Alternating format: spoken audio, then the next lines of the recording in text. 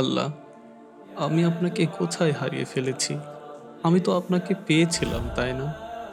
তাহলে আজ আমি কি করছি? আপনার জন্যই তো আমি দুনিয়ার মোহ ত্যাগ করতে চেয়েছিলাম।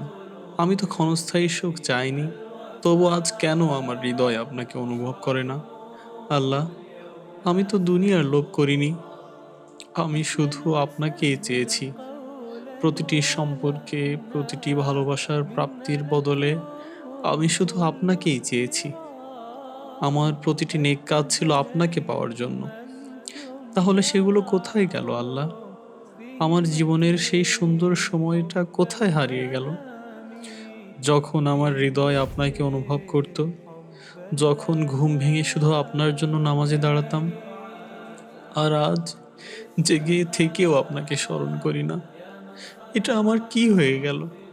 আমি কিভাবে আপনার ভালোবাসা ভুলে গেছি?